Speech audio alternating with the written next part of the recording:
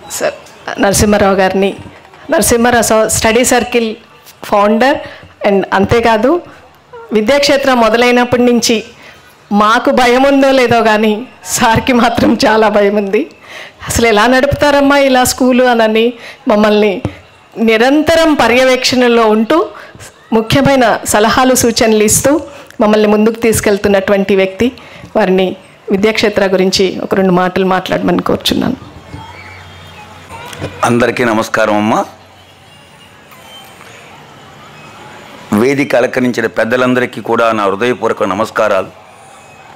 చాలామంది పెద్దలు అద్భుతంగా ఈ యొక్క స్కూలు గురించి, ఈ కరికులం గురించి మీరందరూ కూడా విని ఉన్నారు.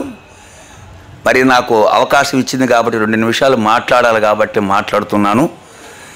మొట్టమొదటిగా ఈ స్కూల్ పెడుతున్నప్పుడు భారతి నా దగ్గర ఇంటర్మీడియట్ చదువుకుంది. నేను కామర్స్ ఫ్యాకల్టీని 38 సంవత్సరాల నుంచి కాలేజీ నడుపుతున్నాను. కాకపోతే నేను కూడా కాస్త ఎథిక్స్ వాల్యూస్ మీదనే ఇన్స్టిట్యూట్ నడపడం జరిగిందనమాట. అయితే ప్రస్తుతం ఉన్న వాతావరణంలో అంతా ఇందాక చెప్పారు శర్మ గారు, ఏ స్కూల్ తీసుకున్నా ఏ కాలేజీ తీసుకున్నా అన్నీ కూడా టెక్నాలజీతోనే స్కూల్ నడుస్తున్నాయి అన్నమాట. మరి ఇటువంటి పరిస్థితుల్లో ఈ రకమైన విధానాన్ని, అంటే హోంవర్క్ లేకుండా, మరి అదేవిధంగా ఎగ్జామ్స్ లేకుండా, మరి ఈ రకమైన విధానాన్ని ప్రజలు మెచ్చుకుంటారా అనే విషయాల మీద నాకు చాలా సందేహం ఉన్నది. కాకపోతే ఇప్పుడు అర్థమైంది. మరి చాలామంది పేరెంట్స్ కూడా ఈ రకమైన విద్యని ఎంకరేజ్ చేస్తున్నారని నేను గమనించగలిగాను. ముఖ్యంగా నా ఉద్దేశం ఏంటంటే, ఇక్కడ ఇందాక చెప్పారు, ఇక్కడ ఉన్నటువంటి ప్రిన్సిపాల్ గారు చెప్పారు 4 పిల్లర్స్ అని. దాంట్లో నేను అనుకోవడం ఏంటంటే, టీచర్ కన్నా కూడా అందరికన్నా పెద్ద పిల్లర్ ఎవరంటే తల్లిదండ్రులు. పిల్లలు ఎక్కువ కూడా తల్లిదండ్రులని అనుకరిస్తారు. పిల్లలు ఎప్పుడు కూడా తల్లిదండ్రుల యొక్క మాటలే వింటుంటారు.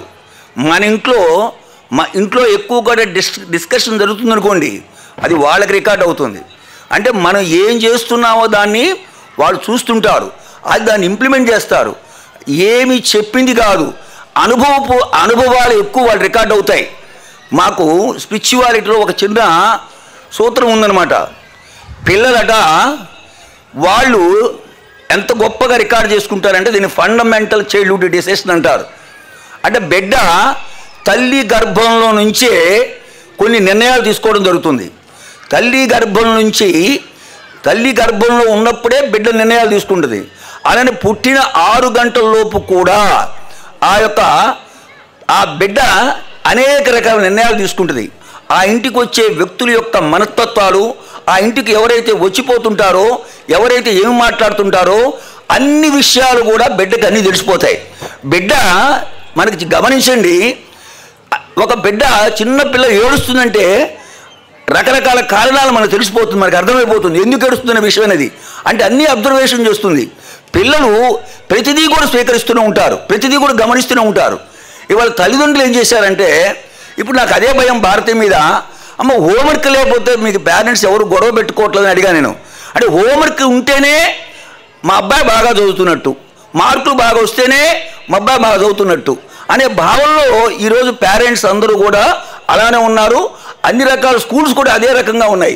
మరి ఈ తరహా స్కూలు మరి సక్సెస్ అయిందని మాత్రం నాకు ఇలాంటి కోరిక బాగా ఉందన్నమాట. కనుక నేను భారతీ మేడాన్ని అట్లా వాళ్ళ మేనేజ్మెంట్ని కూడా పూర్తిగా అప్రిషియేట్ చేస్తున్నాను. అంతకన్నా ముఖ్యంగా తల్లిదండ్రులు మార్పు ఉండాలి. అంటే చాలామంది పిల్లవాడు అల్లరి చేస్తున్నారు అనుకోండి, అరే నీకు పోలీసు వాడిని పట్టిస్తా అంటారు. అంటే పోలీసు వాడిని పట్టించడం మీరు ముందే ఇక్కడ మీరే భయం నేర్పుతున్నారు. పిల్లవాడికి భయం ఎవరు నేర్పుతున్నారు? ఎవరో కాదు. అంటే మొట్టమొదటి పోలీసుని ఒక రకంగా చూపిస్తున్నారు, మనమే భయం చూపిస్తున్నాం. లేదా మీ టీచర్ని పట్టిస్తా అంటారు, నువ్వు భోజనం చేయకపోతే మీ టీచర్కి చెప్తా అంటారు. అంటే టీచర్ భయపెట్టామా? టీచర్ జ్ఞానం ఇచ్చామా? అలానే మనమే అబద్ధాలు నేర్పుతాం. అరే ఎవరైనా వస్తే నేను లేనని చెప్పరా అని చెప్తాం పిల్లలకి. అంటే ఎవరికి నేర్పుతున్నాం? మనమే మన పిల్లలకి పరోక్షంగా నేర్పుతున్నాం అన్నమాట. మన్నే వాళ్ళు ఆదర్శంగా తీసుకుంటారు. కాబట్టి మనం మంచిగా ఉండాలి. తల్లిదండ్రులు పిల్లలు స్కూల్ నుంచి రాగానే అడుగుతాం, ఏమడుతాం? అడిగేది ఏంటంటే మార్కులు ఎన్ని వచ్చి అడుగుతాం. అలా కాదు, పిల్లలు చాలా విషయాలు స్కూల్లో నేర్చుకున్న విషయాలని మీకు చెప్పడానికి ప్రయత్నం చేస్తారు. మనం బిజీలో ఉండి మన పనిలో ఉండి వాళ్ళు చెప్పే మాటలు మనం వినటానికి ప్రయత్నించాం. మనం వినటం నేర్చుకోవాలి. వాడు ఎప్పుడైతే చెప్తుంటాడో అది వినటం మొదలు పెట్టాలి.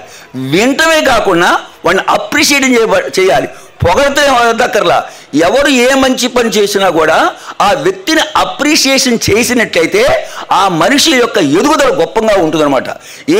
ఈ భూమి మీద పుట్టిన ప్రతి వాడు కూడా గుర్తుపెట్టుకోండి, ప్రతి వాడు కూడా ఏదో ఒక రంగంలో నైపుణ్యత ఉంటుంది. ఎవరు వీకు కాదు, ఎవరు గొప్ప కాదు. అందరూ కూడా ప్రతి మనిషికి కూడా భగవంతుడు ఏదో ఒక స్థితి ఇస్తాడు. అన్ని ఏదో ఒక రంగం ఇస్తాడు. ఈరోజు ఏం జరిగింది, ఇంజనీరింగు, డాక్టరు, ఈ 2 రకాల కోర్సుల గురించి తప్ప బాధ ఏంటంటే స్కూల్లో నర్సరీ నుంచి కూడా ఏం చెప్తారంటే నువ్వు ఇంజనీరింగ్ చేస్తావా, డాక్టర్ చేస్తావా, ఈ 2 విషయాలు తప్ప 3వ విషయం గురించి మాట్లాడు. ఇందాక శర్మ గారు చెప్పారు, ఎన్నో రకాల యొక్క ఆపర్చునిటీస్ మనకు ఉన్నాయి. ముందు ఉద్యోగం పక్కన పెట్టండి, ముందు వాడికి ఎథిక్స్, హ్యూమన్ వాల్యూస్, సంస్కారాలు ఈ రావాలి. సంస్కారాలు కానీ, ఎథిక్స్ కానీ, హ్యూమన్ వాల్యూస్ కానీ ఈ కొనుక్కుంటే వచ్చే కావు, మనకి ఈ అనుభవపూర్వకంగా వస్తుంటాయి. అటువంటి వాతావరణాన్ని ఇక్కడ కల్పించారు. కాబట్టి నా యొక్క హృదయపూర్వక నమస్కారాలు తెలియజేస్తూ సెలవు తీసుకున్నాను. ఇప్పటికే సమయం ఎక్కువైపోయింది కాబట్టి నాకు అవకాశం ఇచ్చినందుకు వారందరికీ కూడా నా హృదయపూర్వక నమస్కారాలు. Thank you.